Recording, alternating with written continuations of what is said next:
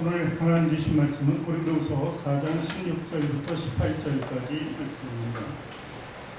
고린도후서 4장 16절부터 18절 신약성경 289쪽 289페이지에 기록되어 있습니다.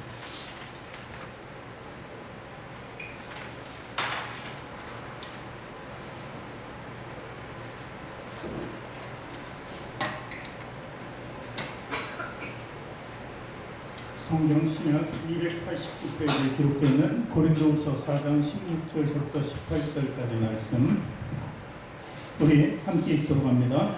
그러므로 우리가 낙심하지 않으니 우리 겉사람은 낡아지나 우리의 속사람은 날로 새로워지도다. 우리가 잠시 받는 환난에 경한 것이 지극히 크고 영원한 영광에 경한 것을 우리에게 이루게 하느니 우리가 주목하는 것은 보이는 것이 아니요 보이지 않는 것이니 보이는 것은 잠깐이요 보이지 않는 것은 영원함이라. 아멘. 두 손을 가슴에 얹고 저를 따라 고백하시기 바랍니다. 하나님께서는 나를 사랑하신다. 하나님께서는 나를 존귀하게 여기신다. 하나님께서는 나를 축복하신다. 하나님께서는 내 문제를 해결해 주신다. 믿으십니까? 아멘. 우리 이 시간에 앞뒤 전후에 잘 계신 분에게 진심으로 당신을 사랑하고 축복합니다.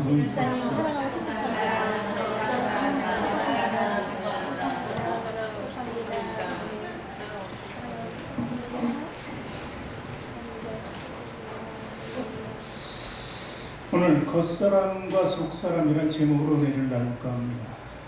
지난 주일날에는 이와 같이 비슷한 말씀이죠.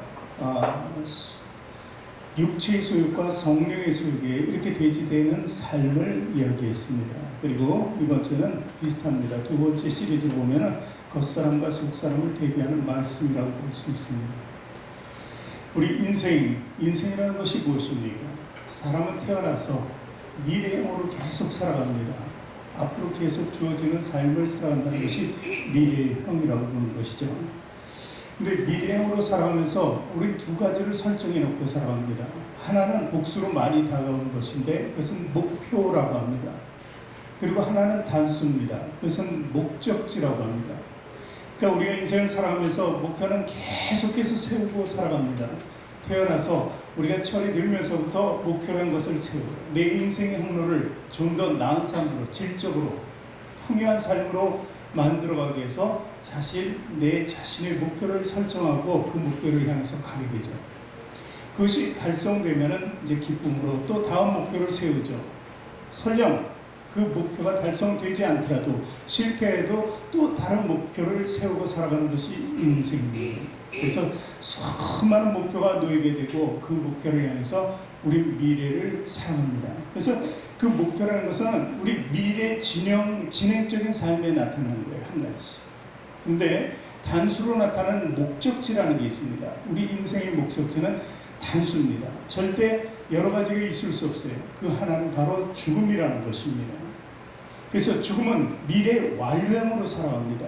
그것은 계속해서 진행이 되는 것이 아니라 미래에 우리는 반드시 너나 할 것 없이 다 육신의 죽음을 맞을 것이라는 것이죠. 이것이 바로 두 가지 인생. 목표는 많이 설정하고 살아가지만 그것은 될 수도 있고 안 될 수도 있지만 이 목적지라는 것은 단수로 나타나서 반드시 거기에는 누구도 예외 없이 다 도착해야 된다. 그 길을 가야 된다는 것을 얘기합니다. 자, 오늘 낡아진다 하는 말이 나오죠.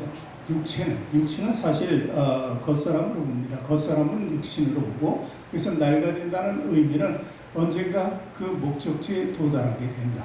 근데 우리가 그저 항상 강건한 모습으로 이렇게 살다가 목적지에 도착하는 것이 아니라 대개 낡아지거나 늙어져서 도착하는 것이 바로 인생이다 이렇게 봅니다.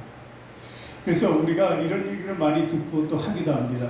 어쩌면 우리 나이스하고 우리 인생의 속도하고 비슷하다 이렇게 얘기하죠. 그래서 어린아이 5살은 5km, 20대 아이는 20km, 40대는 40km, 그리고 60대는 60km 이런 얘기를 표현합니다. 근데 이것이 키로에서 나온 것이 아니고 사실 마일에서 나왔습니다. 마일. 이 말씀이 이 말이라는 게 외국에서 먼저 나왔기 때문에 마일로 표현이 돼야 돼요. 그래서 60km로 달리는 거 별로 지금 60km 빠르지 않습니다. 고속도로가 110km 달리니까. 근데 마일로 한 사람은 그게 딱 옵니다. 속도감이. 마일은 1.6배 정도 돼요. 키로수에. 그러니까 60km면 한 100km 가까이 되는 거예요. 90km를 넘어서는 거죠. 그러면 속도감이 느껴지는 것이죠. 그래서 5살 난 아이는 한 5마일 정도로 간다니까 한 8, 9km로 가겠죠. 8km나. 그러면 보는 거 다 보면서 천천히 갈 수 있습니다. 다 보이죠. 즐기면서 갈 수 있어요. 20대가 되면 좀 빨라지죠. 20마일은 벌써 30km 조금 넘어가요. 그래도 그 안에서 많은 것을 보면서 갈 수 있어요. 그러니까 좀 편안한 마음을 가지고 갈 수 있는 거죠. 그런데 이게 40대, 50대로 넘어가면서부터는 이제 속도감이 더 붙기 시작합니다. 그래서 60km, 70km 이렇게 되면은 주위 환경을 보는데 금방금방 지나가게 됩니다. 우리가 마치 열차 안이나 버스 안에 있다고 생각하면 되죠. 그런데 이게 90km, 100km를 넘어가면은 이렇게 볼 사이도 없이 보고 쭉 눈 따라가면 벌써 지나가고 없는 거죠. 이것을 세월이라고 이렇게 얘기하죠. 그래서 성경은 세월을 날아간다 이렇게 얘기해요. 60세만 해도 그래 100km 정도 되는데 80세가 되면 얼마나 빨라요. 그 80세라는 것은 마일로 생각하면 속도 위반에 다 걸리는 건데 그 정도면 날아간다. 제가 언젠가 좀 속도 위반을 해서 걸린 적이 있습니다. 고속도로에서. 그랬더니 경찰관이 딱 잡더니 아이고 날아가시네요 이런 얘기를 하더라고요. 표현은 간단히. 그러니까 속도 위반했다는 의미로 얘기하는 거죠. 그렇습니다. 그래서 성경도 시편 90편 10절에 보니까 우리의 연수가 70이요 강건하면 80이라도 그 연수의 자랑은 수고와 슬픔뿐이다. 그런데 그 수고와 슬픔도 아주 신속히 가니 우리가 날아간다 이렇게 표현하고 있습니다. 이것이 바로 목적지를 향해서 나가는 인생이에요. 목표는 많이 설정합니다. 빨리 올 수도 있고 늦게 올 수도 있습니다. 그런 목적지는 이런 우리 인생 가운데 주어지는 것입니다. 오늘 보니까 우리 겉사람과 우리 속사람에 대해서 이야기하고 있습니다. 이것은 바로 우리 인간의 험한 삶에 대한 이야기입니다. 이 말씀은 어떻게 살다가 어떻게 죽을 것인가 하는 의미를 우리에게 부여해주고 있는 것입니다. 육신이란 겉사람으로 태어나서 죽는 것은 맞지만 오늘 말씀 속에 속사람이 등장하는 이유는 우리가 죽음을 넘기는 어떤 삶이 존재하고 있다는 것을 깨닫게 된 거예요.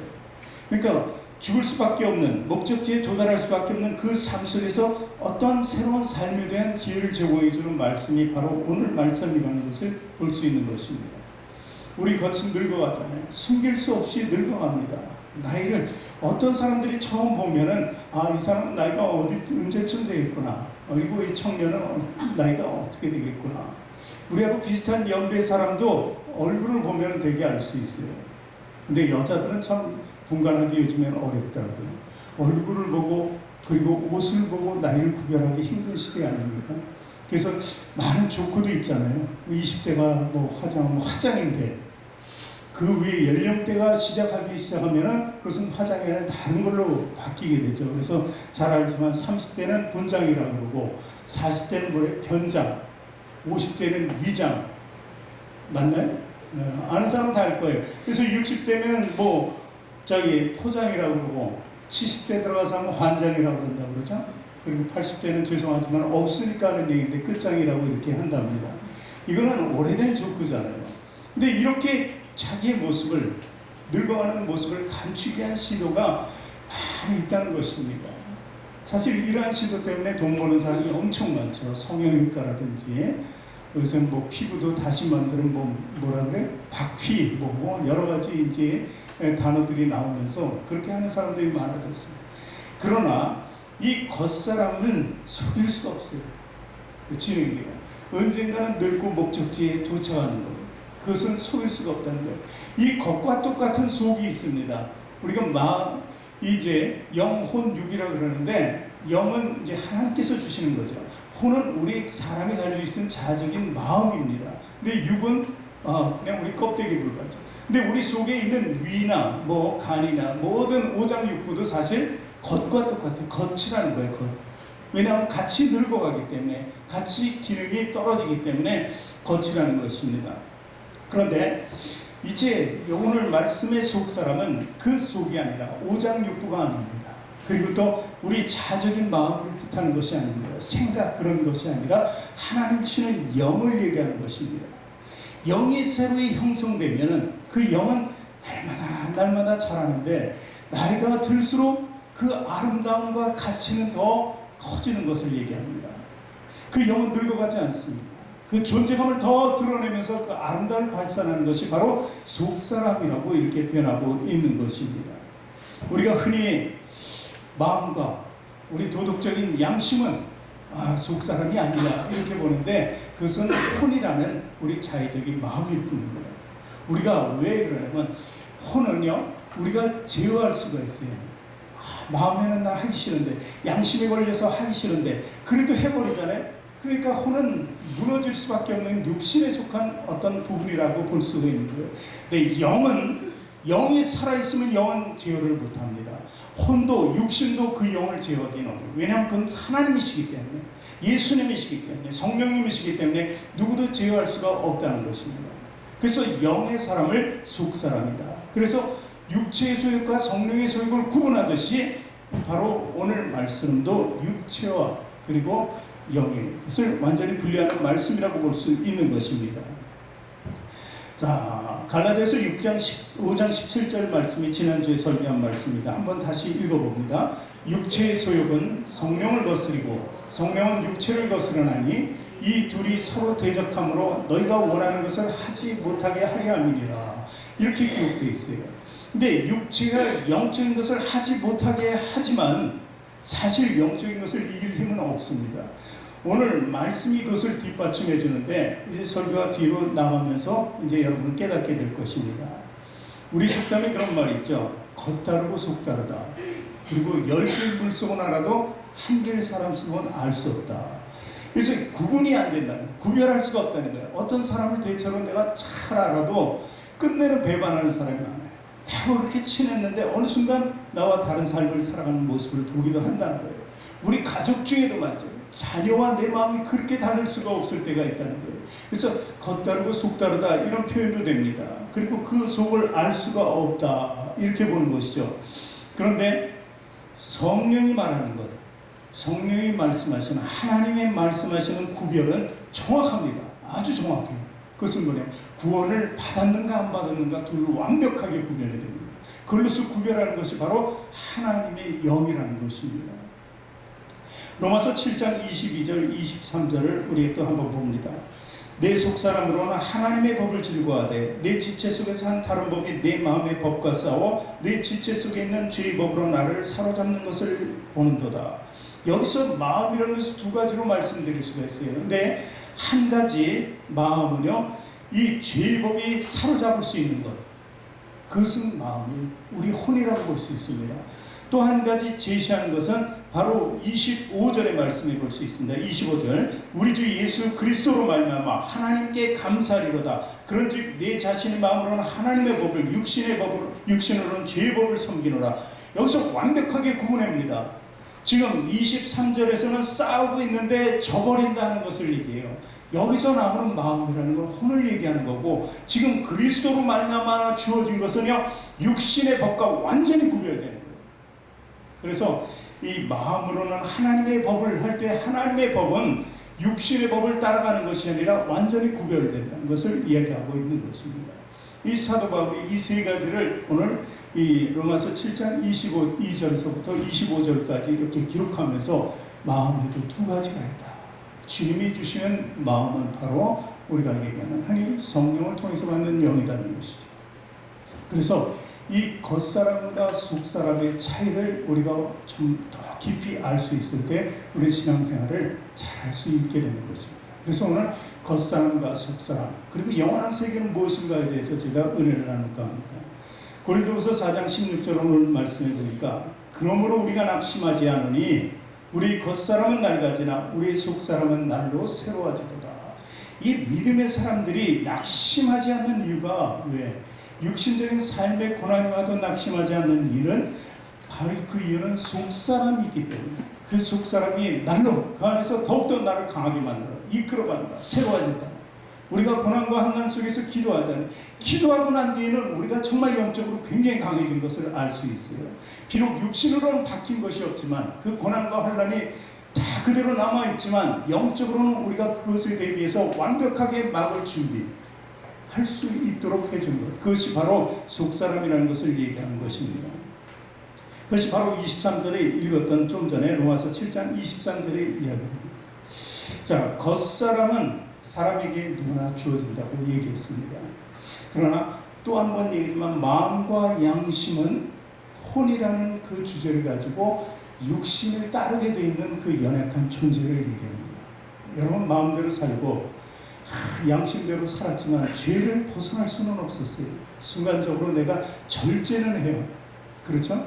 그렇지만 그 절제된 삶이 100% 이루어지지 않는 것이 바로 우리의 마음이고 우리 자아라는 것입니다. 그러면 겉사람이 혼과 육이라면 그러면 속사람은 과연 무엇일까? 이렇게 대비해서 보는데 율법에서 말하는 하나님이 우리에게 처음으로 제시했던 그 말씀을 보면은 겉사람은 어떤 사람인가 알 수 있어요. 그 십계명입니다. 십계명. 십계명을 지키지 않는 사람은 겉사람이에요. 지킬 수 있는 사람은 속사람이라고 볼 수 있어요. 그러니까 이 속사람이라는 한계에 대해서 아무도 그걸 이겨낼 수 있는 사람이 없는 것이 바로 십계명, 율법이라는 것이죠. 자, 율법이 뭐예요? 두 가지로 분류할 수 있죠. 첫 번째는 하나님에 대한 것이고 두 번째는 인생사에 대한 거예요. 하나님에 대한 것은 나에게는 다른 신을 들지 말라, 우상 만들지 말고 절하고 섬기지 말라, 그 다음에 여호와 이름을 망령되이 일컫지 말라, 그리고 안식일은 하나님의 날이니 나의 날이니 거룩하게 지키라는 것이 하나님의 뜻입니다. 자, 이 네 가지만 보더라도 우리가 참으로 애매해. 내가 정말 믿음을 가지고 여태까지 살아오면서 이 말씀대로 잘 거역하지 않고 살았는가? 순종했는가? 대부분 그렇다고 하는 사람도 있죠. 그런데 이제 그 뒤가 문제예요. 인생사가 문제예요. 우리 인생사가. 그 다섯 번째 계명이 내 부모를 공경하라. 이렇게 이제 시작이 됩니다. 우리 젊은이들 내 부모를 공경하고 있나? 마음속으로는 그런데 왠지 부모가 얘기하면 맨날 부딪히는 것 같아요. 내 생각과 달라가지고 맨날 부딪히는 적이 많습니다.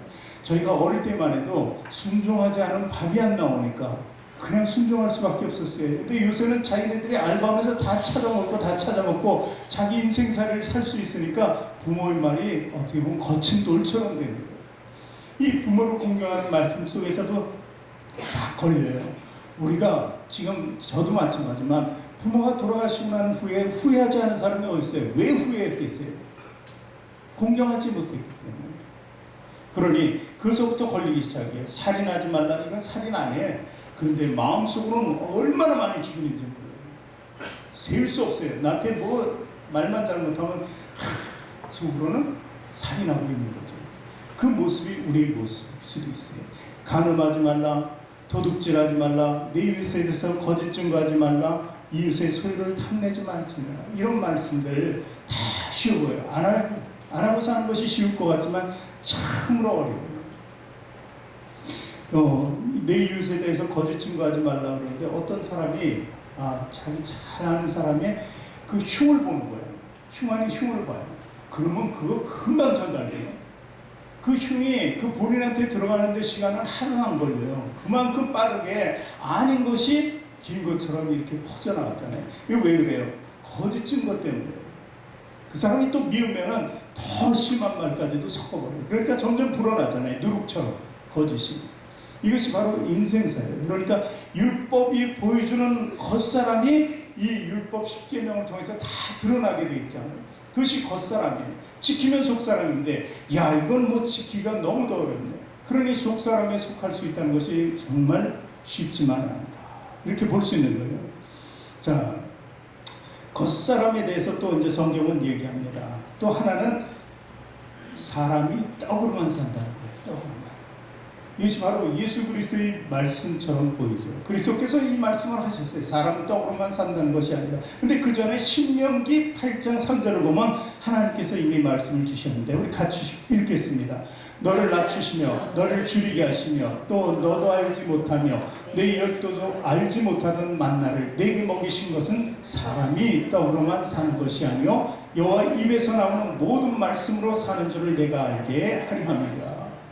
이스라엘 백성들이 광야 40년 동안 하나님께서 그들을 먹여주셨어요. 만나로 매일처럼 먹여주셨어요. 그 이유가 그들을 배불리 하고 건강하게 해주고 그들의 육신을 살리기 위한 것이 아니라 영적인 삶이 그들에게 주어지기를, 겉사람으로 살아가는 것이 아니라 속사람이 주어지기를 원했던 거예요. 그래서 그 뜻은 바로 너희들이 사람이 떡으로만 만나로만 사는 것이 아니다는 것을 하나님 은혜로 가르쳐주기 위함이라는 거예요. 열조에게는 안 해줬어요. 열조에게는. 그 열조가 누구예요? 열조는 그 성경의 역사에 나오는 열조는 누굴 얘기하면 아브라함과 이삭과 야곱을 얘기해요. 그래서 항상 얘기해요. 아브라함의 하나님, 야곱의 하나님, 이삭의 하나님 이렇게 얘기하잖아요. 순서가 지금 바뀌었는데 어쨌든 왜 그럴까요? 그 사람들에게 만나를 주지 않은 이유가 무엇일까요? 순종했기 때문에. 그들은 늘 순종했기 때문에 만나가 필요 없었어요. 하나님 말씀과 언약 안에서 그것을 바라보며 살았기 때문에 그들에게 필요 없어요. 그러나 세월이 지나면서 이렇게 겉사람으로 바뀌어가고 낡고 늙어지는 저들을 보고 하나님께서 만나를 주시면서 열조도 안 줬다. 그들은 믿음이 있었기 때문에. 너희들은 아직 믿음이 없냐. 내가 이렇게 매일의 삶을 주는데 육신적으로 살아갈 수 있도록 주는데도 너희들은 나를 믿지 못하느냐. 그래서 하나님께서는 아주 그들의 완악함을 보시고 그들에게 한 가지 또 은혜와 친절을 베푸신 거예요. 그것이 바로 말씀 중에 떡으로만 사는 것이 아니다. 이렇게 얘기하는 거죠. 예수님도 마찬가지입니다. 마태복음 4장 4절에 같이 읽습니다. 예수께서 대답하여 이르시되 기록되었을 때 사람이 떡으로만 살 것이 아니며 하나님의 입으로부터 나오는 모든 말씀으로 살 것이라 하였느니라 하시니, 예수님께서 40일 광야 금식한 후에 사단이 딱 나타나자마자 그 40일 동안 줄인 것을 보시고 그 돌 가지고 떡덩이가 돼서 먹게 하면 될 거 아니냐고 이렇게 유혹합니다. 시원한 거죠. 그랬을 때 바로 사람이 떡으로만 살 것이 아니다 이렇게 합니다. 이것은요 예수님이 사람임을 선포한 거예요. 사람의 모습으로 이 땅에 오신 것을 얘기해요. 그래서 그 사람이라는 하나의 인자라고 하죠. 사람. 그래서 인자로 오신 것을 분명히 밝히고 나도 떡으로 살지 않고 하나님의 말씀으로 살아간다. 그러니 나를 믿고 따르는 자들 모두에게 이 말은 해당된다고 이렇게 선포하신 거예요. 사단에게 선포한 것지만 우리 모든 인생들에게 선포하신 주님의 말씀이라는 것입니다. 그러니 사람은 떡으로만 살고 난다. 이것은 바로 우리에게 올바른 신앙을 가르쳐주는 기준이 되는 것입니다. 더 좋은 떡, 세상의 떡이잖아요. 뭐 갖출 수 있는 거 다 갖추고 탐욕스러운 생활하면 얼마나 좋습니까? 그런데 그것을 취할 때는 생명의 떡을 잃게 된다는 것을 이야기하는 것입니다. 창세기 3장 6절에 보니까 여자가 그 나무를 본즉 먹음직도 하고 보암직도 하고 지혜롭게 할 만큼 탐스럽기도 한 나무인지라 여자가 그 열매를 따먹고 자기와 함께 있는 남편에게도 주매 그도 먹은지라. 필요 이상을 채우려는 인간의 마음이 드러났습니다. 그 욕망에 빠지게 된 거예요. 그 욕망은 하나님의 명령을 지키지 못하는 불순종으로 이루어지게 되는 것입니다. 오늘 말씀에 겉사람은 낡아지나 왜 낡아질까요? 바로 이것 때문에 낡아진 거예요. 하와가 이 범죄함으로 말미암아 아담도 범죄하게 되고 그리고 그들은 에덴에서 추방되고 정령 죽으리라는 하나님 말씀대로 이제 우리는 죽게 되었어요. 120수라고 그랬잖아요. 그래서 모든 인생은 그 목적지라는 그 단수를 쫓아서 갈 수 있게 됐다는 거예요. 이것이 우리 낡아질 수밖에 없는 사건이었다는 거예요. 그런데 이것이 그들에게만 주어진 게 아니라 우리에게도 계속 주어지고 있는 것이죠. 유전적으로 주어지는 것이 바로 모두가 죽는다는 것입니다. 흙에서 나왔으니 흙으로 돌아가라. 그리고 우리에게 그것이 바로 죄성으로 나타나고 유혹성으로 시험성으로 나타나는 것을 사도 바울이 이야기를 하면서 많은 사람들에게 그 말씀을 전한 것입니다. 그리고 또한 요한 1서를 보면은 이렇게도 기록이 되어 있습니다. 똑같은 말씀인데 말씀을 좀 바꾼 거예요. 더 구체적으로 같이 읽습니다. 2장 16절 이는 세상에 있는 모든 것이 육신의 정욕과 안목의 정욕과 이생의 자랑이니 다 아버지께로부터 온 것이 아니요 세상으로부터 온 것이다. 그러니까 세상을 대하여 사는 삶을 이야기하는 것입니다. 먹음직도 하고 보암직도 하고 지혜롭길 만큼 탐스럽다는 것이 바로 육신의 정욕, 안목의 정욕 이런 모든 것을 이야기합니다. 똑같은 이치대로 살아가는 것이 바로 오늘날의 모든 인생이라면 그것은 바로 아담과 하와로부터 우리가 전해받은 것이라는 것을 볼 수 있는 것입니다. 그래서 늘 얘기하지만 사도 바울이 가장 자기가 걱정하고 근심했던 것 무엇입니까? 로마서 7장 24절에 오라 나는 곤고한 사람이로다 이 사망의 몸에서 누가 나를 건져내려 하는 고백이었습니다. 자기 뇌리에서 떠나지 않는 이 고백이요. 그는 믿음을 가지고 주의를 하면서도 이 고백이 떠나지 않았던 사람입니다. 그만큼 겉사람에 대해서 자신감을 가지지 못했던 사도 바울을 볼 수가 있는 것입니다. 그래서 사도 바울 역시도 오늘 말씀에서 나타나듯이 고린도후서 4장 16절의 후미에 이런 말씀을 하는 거예요. 그러므로 우리가 낙심하지 않으니 우리의 겉사람은 낡아지나 우리의 속사람은 날로 새로워지도다. 이렇게 얘기하는 거예요. 이것이 바로 속사람이에요. 날로 새로워진다는 말씀이 바로 속사람을 뜻하는 거예요. 속사람은 누구에게 다 있는 것은 아닙니다. 믿음이 없는 사람에게는 그 속사람이 없어요. 마음과 양심도 제가 그 속사람, 영적인 사람이 될 수 없다고 분명히 말씀드렸습니다. 속사람은요, 새로이 형성되는 거예요. 새로이. 원래 있던 것이 나타나는 것이 아니라 원래 있던 것은 다 육신에 속하는 거예요. 영, 혼, 육 중에서 혼육은 육신에 속한 거고 영은 바로 하나님께 주시는 거예요. 그것이 새로워져서 우리에게 나타나는 거예요. 없었던 것이 생기고 새로운 창조라는 거예요. 그래서 그리스도 안에서 새로운 피조물이라 이런 이야기가 바로 새롭게 태어났기 때문에 피조물, 새로운 피조물이라고 얘기해요. 고린도후서 5장 17절 같이 읽습니다.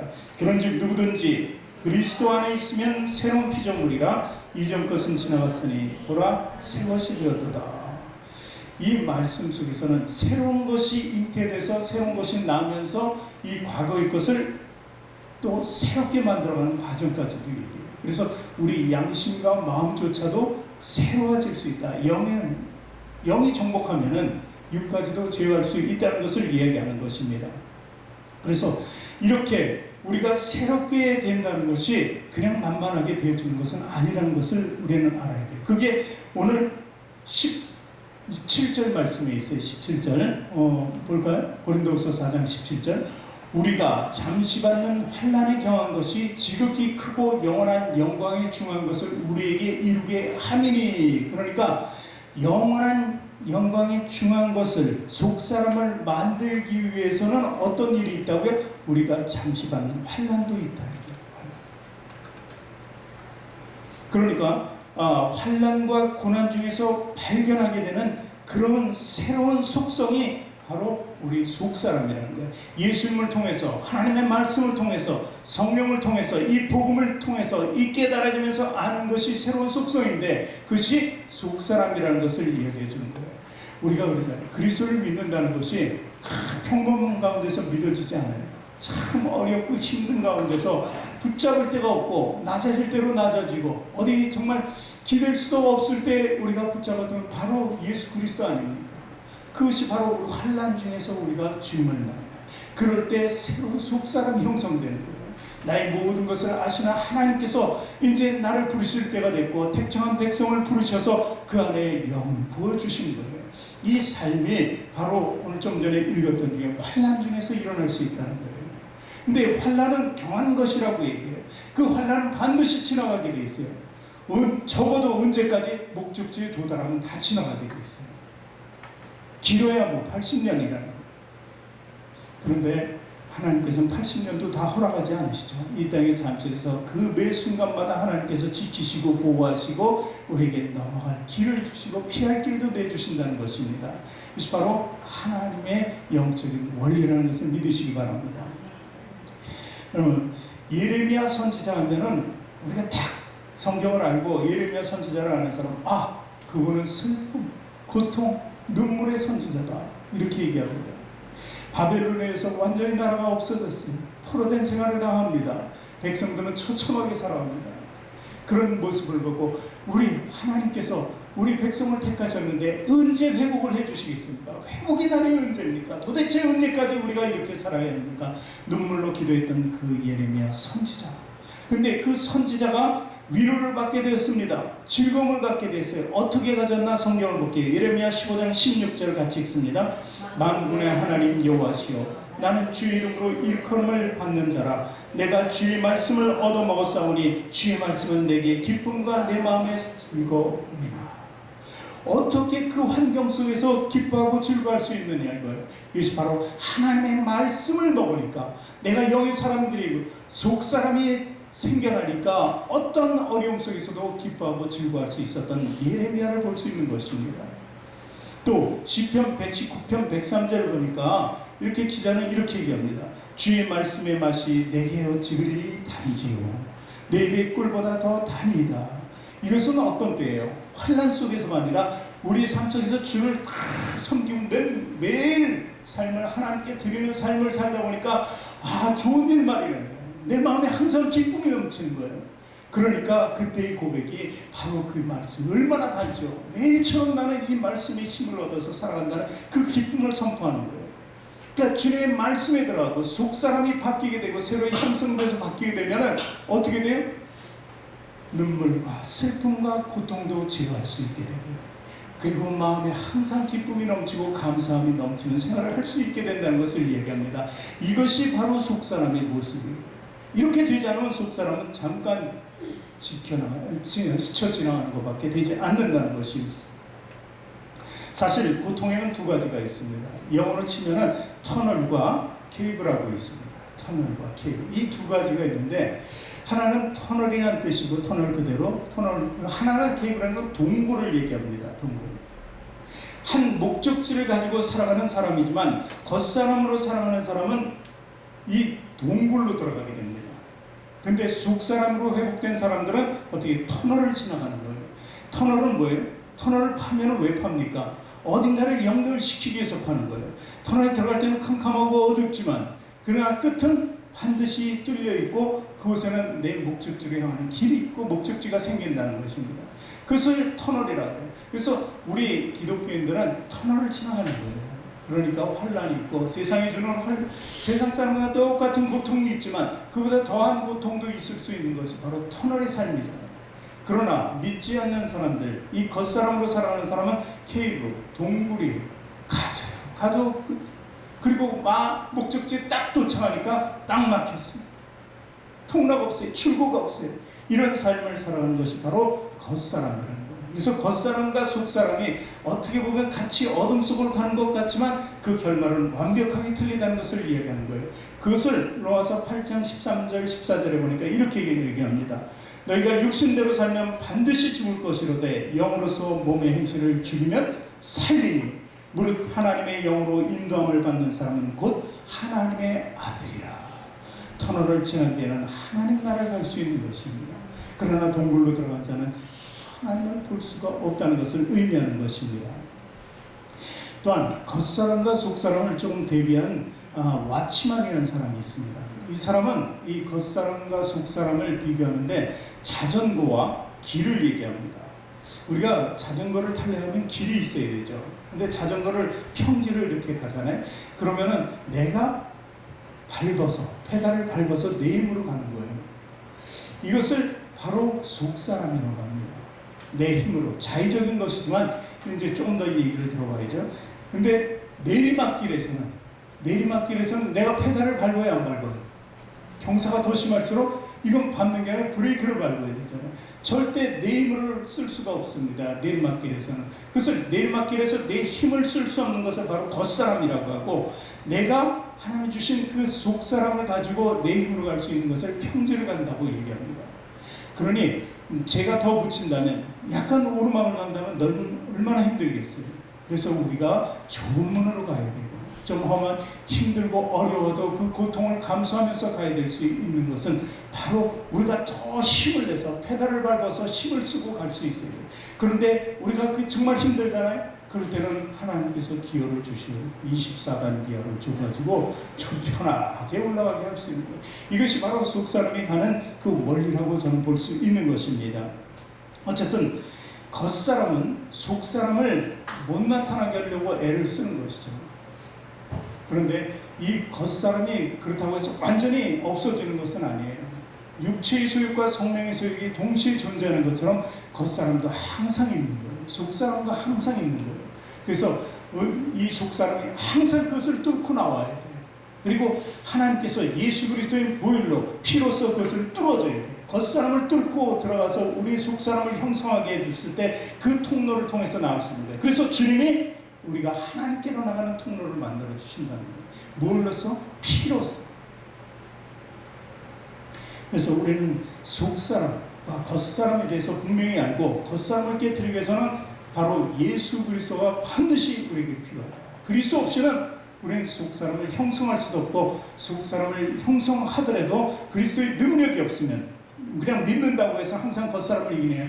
그리스도의 능력이 우리 안에 있어야지 그 능력으로 말미암아 늘 겉사람을 통해서 빠져나오는 거예요. 분출시키는 거예요. 능력을 분출시켰을 때 그 힘은 강대한 힘이 된다는 것입니다.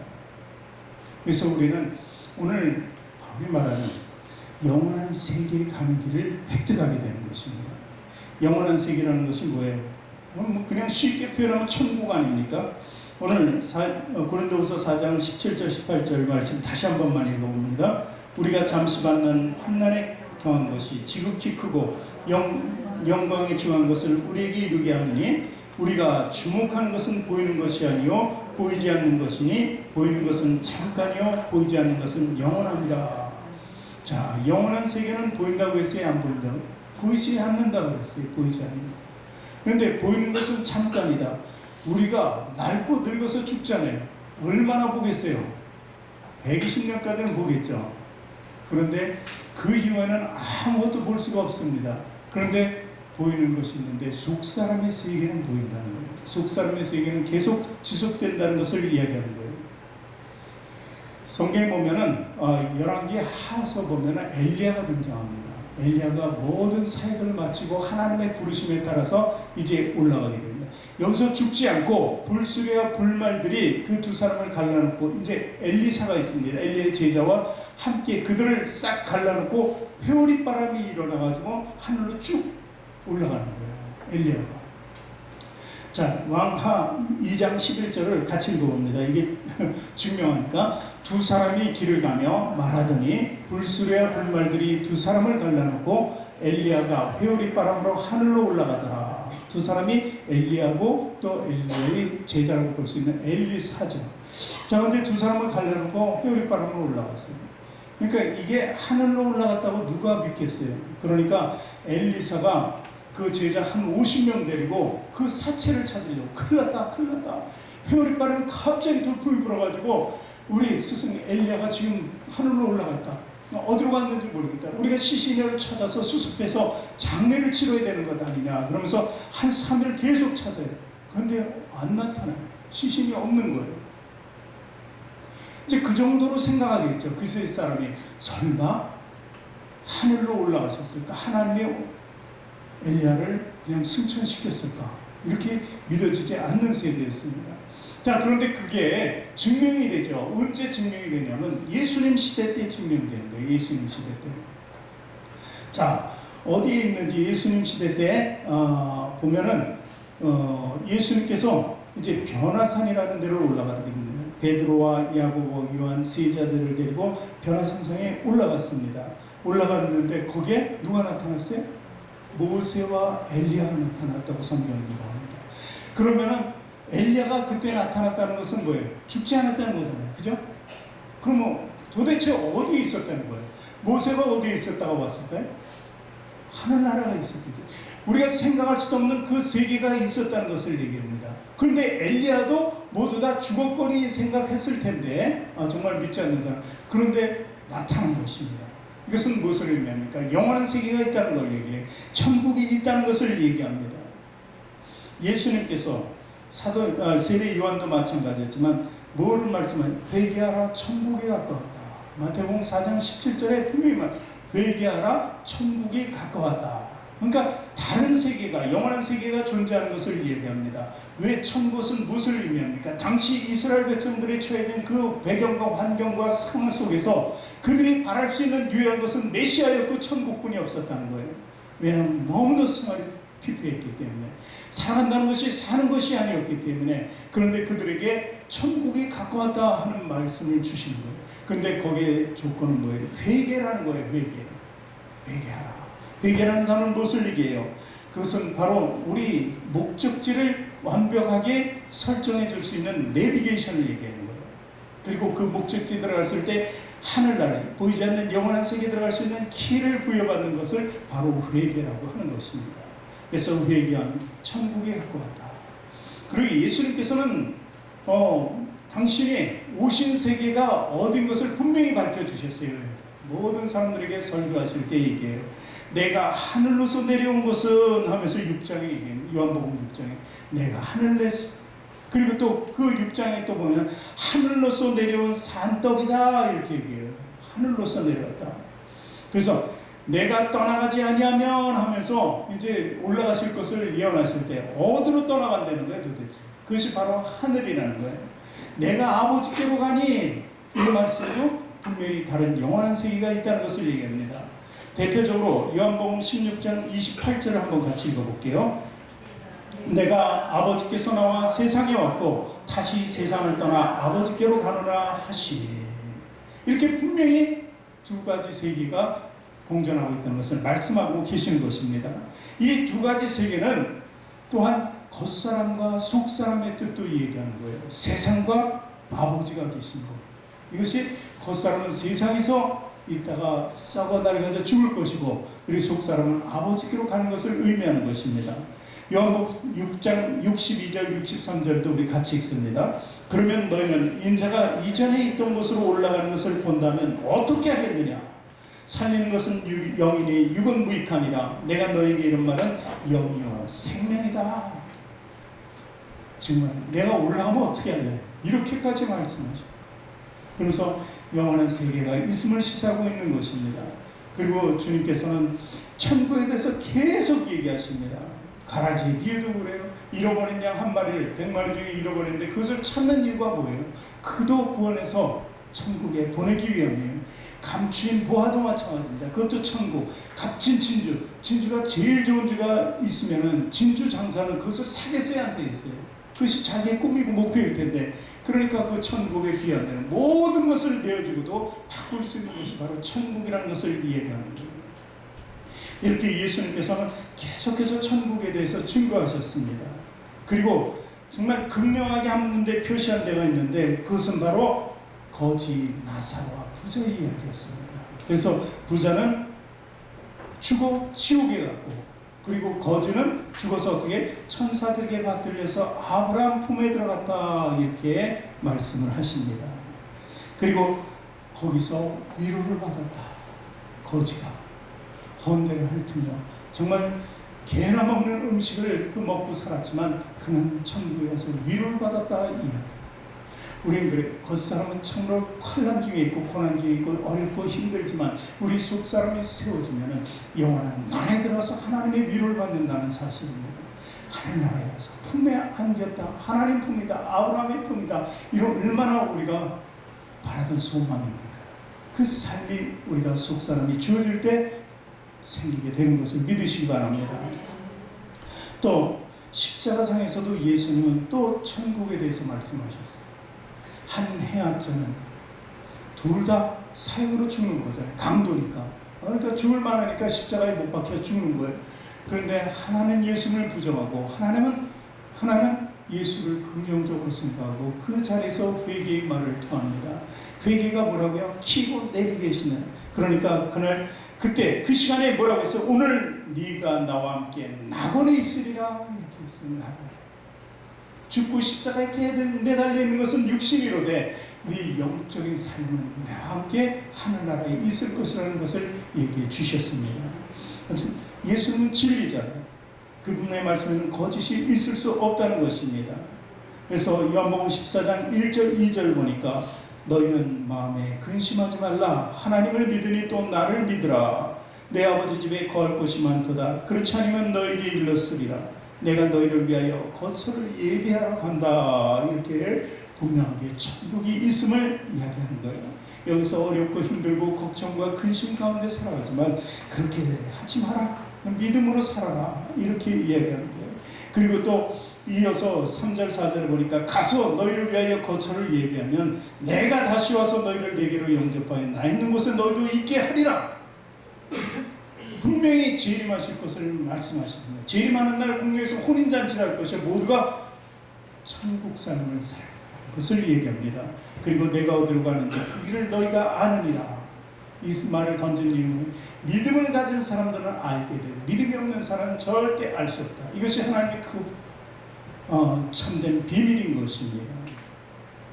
오늘 4장 18절 말씀 다시 한번 읽어봅니다. 우리가 주목하는 것은 보이는 것이 아니요 보이지 않는 것이니 보이는 것은 잠깐이요 보이지 않는 것은 영원하니라. 어제 제가 기독교 TV를 보다가 성서학당을 잠깐 봤습니다. 거기서 말씀을 주시는데 참 내가 이런 것을 잊었다 하는 말씀을 주셨어요. 창세기 1장 1절에 천지를 창조하시고 2절에 그 창조하실 때 첫 번째 모습이 나타납니다. 그것은 공허와 혼돈과 흑암이었어요. 그런데 흑암이 깊게 있었어요. 그런데 보니까 거기 하나님의 신이 수면에 운행하였더라. 이렇게 기록되어 있어요. 그것은 무엇을? 모든 인간의 육신적인 삶은 공허와 혼돈과 흑암이 있었다는 것을 얘기합니다.